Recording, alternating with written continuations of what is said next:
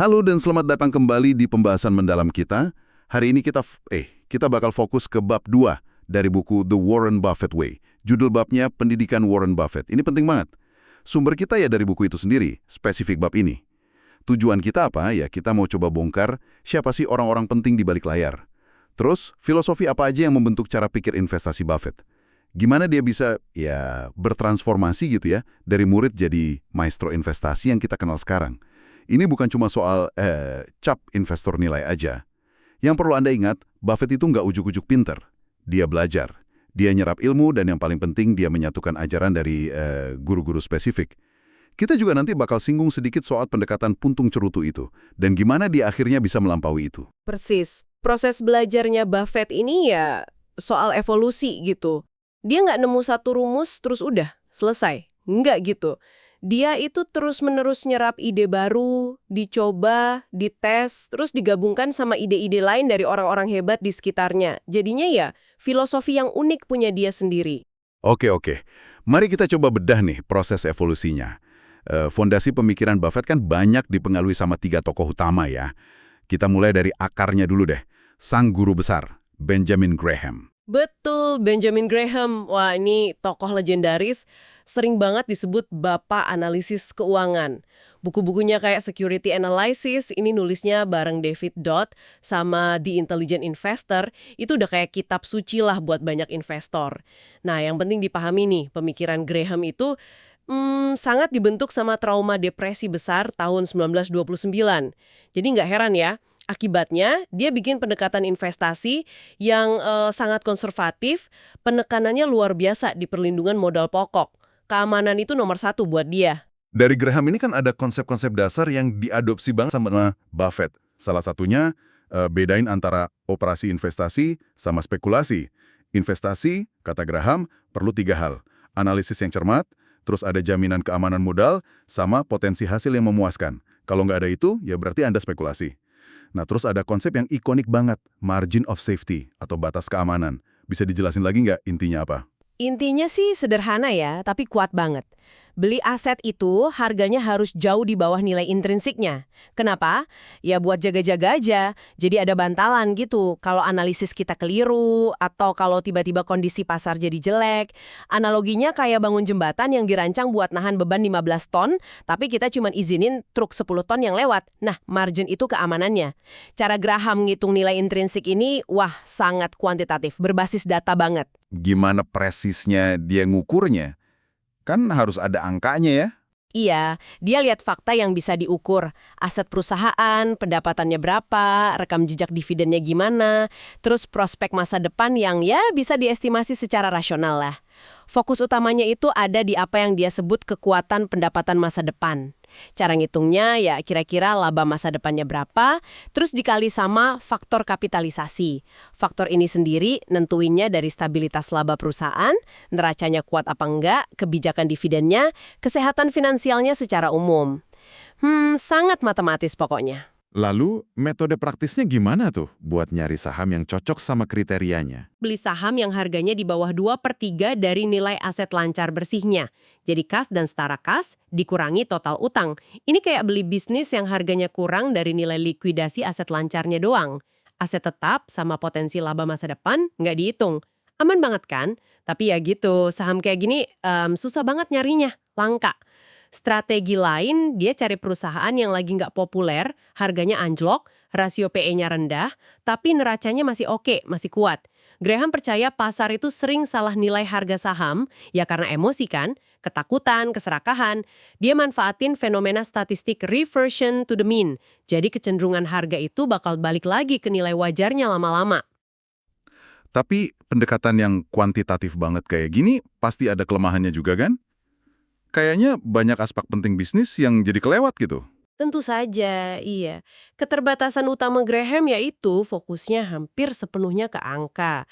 Kualitas manajemen gimana, keunggulan kompetitif jangka panjangnya apa, budaya perusahaannya kayak apa, hal-hal kualitatif gini kurang dapat perhatian lah di metodologinya dia.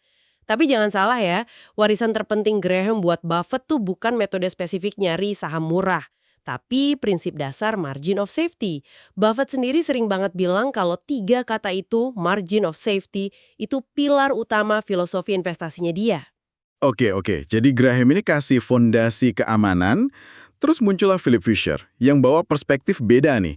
Kalau Graham itu soal harganya berapa, Fisher lebih ke kualitasnya gimana. Dia kan dikenal sebagai analis kualitatif ya, menulis Common Stocks and Uncommon Profits. Apa inti ajarannya? Nah, Fisher ini ngajuin pertanyaan yang beda. Dia nanya, apa sih yang bikin sebuah perusahaan jadi luar biasa? Yang bisa tumbuh terus-menerus dalam jangka panjang? Jadi kriterianya fokus banget ke aspek kualitatif bisnis. Dia cari perusahaan yang potensi pertumbuhan penjualannya itu di atas rata-rata industri. Dan yang penting, pertumbuhannya harus berkelanjutan. Ini seringnya nyambung ke komitmen kuat di R&D, penelitian dan pengembangan, buat terus inovasi. Sama, organisasi penjualannya juga harus efektif banget. Selain pertumbuhan sama inovasi, apalagi yang ditekankan sama Fisher? Margin laba yang tinggi. Ini juga krusial buat Fisher. Alasannya praktis banget sih. Margin tinggi itu bikin perusahaan bisa danain pertumbuhannya dari laba ditahan. Jadi nggak perlu sering-sering nerbitin saham baru. Kan kalau nerbitin saham baru terus, kepemilikan investor lama jadi berkurang persentasenya. Nah, satu lagi yang penting banget, kualitas manajemen. Nah, ini menarik nih. Nilai manajemen kan bisa subjektif banget ya. Beda sama angka neraca Graham yang jelas ukurannya. Gimana Fisher ngedeketinnya? Benar, ini lebih susah diukur. Tapi Fisher punya cara. Dia cari manajemen yang visinya jangka panjang. Fokusnya ke pengembangan bisnis, bukan cuma manuver finansial jangka pendek. Integritas itu kunci. Manajemen yang jujur, transparan, apalagi pas lagi ada masalah. Nah, Fisher ini terkenal sama metode scuttlebutt. Scuttlebutt. Apa itu? Kayak gosip gitu. Iya, bisa dibilang gitu. Cari informasi selintingan. Jadi dia gali informasi dalam banget. Ngobrol sama berbagai pihak yang ada hubungan sama perusahaan. Pelanggan, pesaing, pemasok, bahkan mantan karyawan juga. Tujuannya ya biar dapat gambaran bisnis yang lebih kaya, lebih nyata, gak cuma dari baca laporan tahunan aja. Wah, jadi bisa dibilang Fisher ini ngajarin Buffett buat jadi semacam detektif bisnis ya. Lihat lebih jauh dari sekedar angka, tapi ke kualitas inti perusahaan sama orang-orang di belakangnya. Tepat sekali. Fisher itu kayak buka mata Buffett, bahwa investasi jangka panjang yang sukses itu seringnya datang dari punya saham di perusahaan yang benar-benar unggul. Bukan cuma perusahaan yang murah secara statistik aja. Ini nambahin dimensi kualitas ke fondasi kuantitatifnya Graham.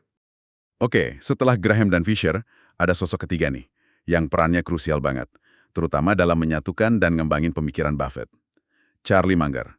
Dia ini lebih dari sekedar mentor kayaknya ya, tapi mitra sejati. Betul, peran Munger ini funangin pal. Dialah yang secara konsisten dorong Buffett buat mikir lebih luas lagi. Buat keluar dari batasan kuantitatif ketat ala Graham. Munger itu pendukung kuat buat beli bisnis yang hebat dengan harga yang wajar. Bukan bisnis yang biasa-biasa aja, tapi harganya murah banget.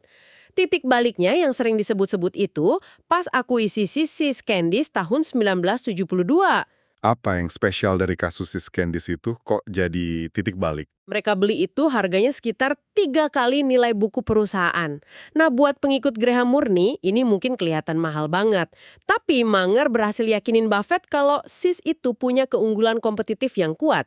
Kayak mereknya dicintai banget, terus daya tahan harganya bagus. Hal-hal ini nggak sepenuhnya kelihatan cuma dari angka neraca aja. Munger pernah bilang, itu pertama kalinya kami secara sadar bayar mahal untuk kualitas. Buffett sendiri juga ngaku kok secara terbuka kalau Munger yang bikin pandangannya lebih luas. Bantu dia pindah dari beli bisnis murah jadi beli bisnis berkualitas. Jadi Munger ini bantu Buffett buat upgrade pendekatannya ya. Tapi apa cuma soal bayar lebih mahal untuk kualitas aja? Atau ada lagi? Disiplin ilmu. Dan juga pentingnya ngenalin bias-bias psikologis yang bisa bikin investor salah langkah. Dia bawa kesadaran tentang gimana emosi sama kesalahan berpikir itu bisa ngaruh ke keputusan investasi. Ini nambah lapisan pemahaman perilaku ke analisis fundamentalnya Buffett. Jadi makin komplit. Oke. Jadi kita punya Graham dengan margin of safety-nya, terus Fisher dengan fokus kualitasnya, dan Munger yang dorong sintesis dan kesadaran psikologis. Nah, gimana semua ini akhirnya nyatu dalam apa yang kita kenal sebagai The Warren Buffett Way. Ini proses evolusi yang menarik banget buat Anda pahami. Buffett itu kan mulai karirnya sebagai murid Graham yang taat banget ya. Dia pakai strategi puntung cerutu. Cari saham perusahaan yang murah banget. Kayak mungut puntung rokok di jalan buat dapat satu isapan terakhir gratis. Fokusnya cuma harga murah. Tapi, pas portofolionya makin gede, dia sadar pendekatan ini ada batasnya. Susah nyari puntung cerutu yang cukup banyak dan berkualitas buat diinvestasiin dalam skala besar. Lagian, seringnya butuh waktu lama atau perlu kejadian khusus kayak likuidasi biar pasar sadar nilai asetnya. Buffett sendiri ngaku kalau melepaskan diri dari ide-ide lama itu susah banget. Ya karena ajaran Graham itu mendasar banget dan udah terbukti berhasil buat dia di awal karir. Lalu, lompatan konseptual kuncinya apa dong dalam sintesisnya dia? Gimana dia mendamaikan Graham sama Fisher-Munger ini? Nah, lompatan kuncinya tuh di sini. Buffett itu tetap pegang prinsip fundamental Graham, yaitu harus ada margin of safety. Itu nggak berubah. Tapi dia mengubah cara menerapkannya. Dia mulai pakai konsep margin of safety nggak cuma ke aset di neraca aja, kayak Graham. Tapi juga kekuatan laba sama keunggulan kompetitif jangka panjang sebuah bisnis. Ini kan yang ditekankan Fisher sama Munger. Jadi dia nggak lagi cuma cari harga murah absolut.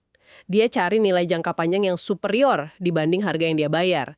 Dia jadi berani bayar harga yang wajar, bahkan mungkin kelihatan agak mahal kalau pakai metrik tradisional, buat bisnis yang benar-benar luar biasa dan manajemennya bisa dipercaya. Contohnya investasi kayak di Coca-Cola atau American Express. Itu kan bisnis dengan keunggulan kompetitif kuat yang mungkin nggak bakal lolos saringan Graham murni, tapi cocok banget sama filosofi Buffett yang udah berevolusi ini. Oke, jadi sintesisnya kira-kira begini. Dari Graham, dia pegang teguh prinsip margin of safety sama pentingnya disiplin emosional. Dari Fisher, dia ambil fokus ke kualitas bisnis, keunggulan kompetitif, integritas manajemen, sama pandangan jangka panjang.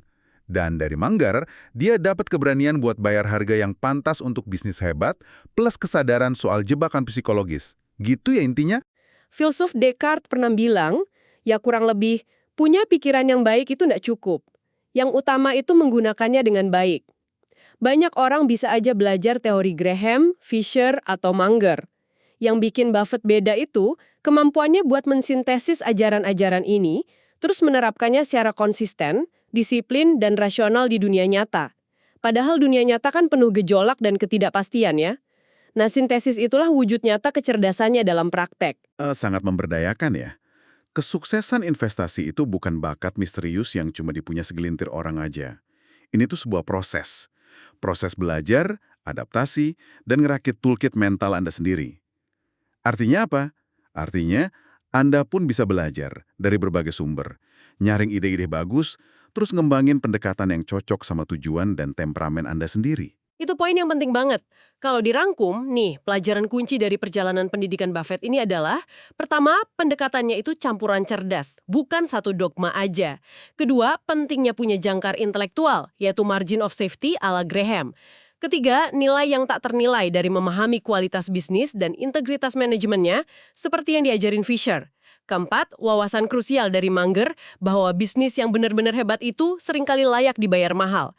Dan yang terakhir, kesuksesan jangka panjang itu butuh pembelajaran terus-menerus dan kemauan buat adaptasi metode, tapi sambil tetap pegang prinsip inti yang kokoh. Wah, terima kasih banyak sudah menyimak pembahasan mendalam kita tentang evolusi pemikiran Warren Buffett ini. Semoga ada momen yang bisa Anda bawa pulang ya. Mungkin sebagai penutup ada satu analogi nih buat Anda renungkan. Anggap aja Graham itu kasih Buffett peta dasar investasi. Peta yang nunjukin cara hindari bahaya, yaitu kerugian modal. Terus Fisher datang, dia nunjukin tujuan-tujuan mana di peta itu yang benar-benar layak dikejar. Bisnis-bisnis unggul yang indah itu. Dan Munger, dia yakinin Buffett, kalau mau capai tujuan terbaik itu, kadang nggak apa-apa kok bayar tiket pesawat kelas 1, nggak harus selalu cari bus yang paling murah. Nah, pertanyaannya buat Anda, gimana peta investasi Anda sekarang? Apakah Anda cuma fokus nyari rute yang paling hemat? Atau Anda juga udah mulai serius ngevaluasi kualitas tujuan akhir dan keandalan perjalanan Anda? Sebuah refleksi yang bagus banget ya, untuk menutup pembahasan kita kali ini. Sekali lagi terima kasih, dan sampai jumpa di kesempatan berikutnya.